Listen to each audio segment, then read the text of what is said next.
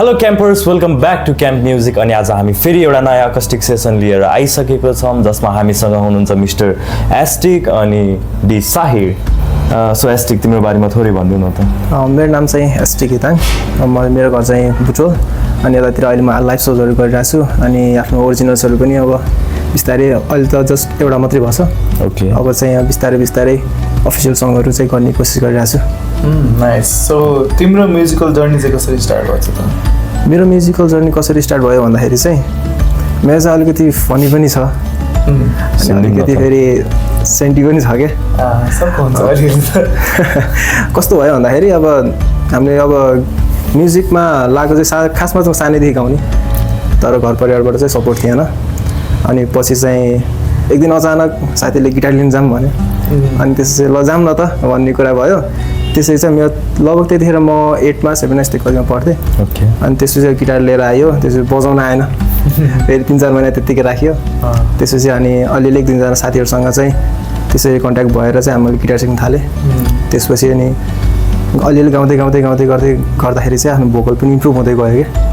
अनि त्यसपछि अनि अब यही गिटार म्युजिकको जग्गामा फेरि 1 वर्ष मेरो लस पनि भयो, 9 क्लासमा फेल पनि भयो। ए हो ला। अनि अब त्यस्तै भयो। त्यसपछि फेरि अनि घरबाट सपोर्ट बन्द फेरि।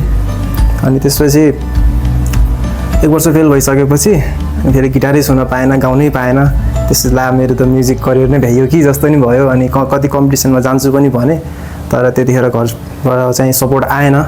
अब पढाइमा बिग्रिसकेपछि अनि अब त्यसरी सपोर्ट गर्न पनि अब कसैले पनि गर्नु होइन, दिँदैन त्यस्तै भयो। अनि त्यसपछि अनि बिस्तारै साथीहरूसँग चिन्जान हुँदै गयो। त्यसपछि अनि लाइभ सोजहरू सुरु गरेँ।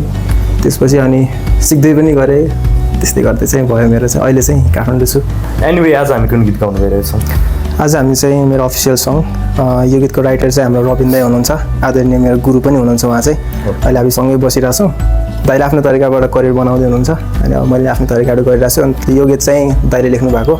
त्यसरी भनौँ न, अब दाइ र म सँगै बसेर त्यसरी गरेको। दाइ एकदम मलाई सपोर्ट गर्नुहुन्छ।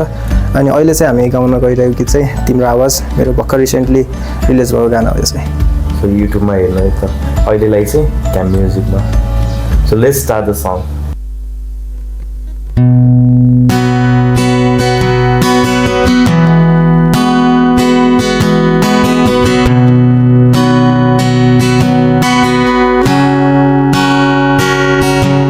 जब देखे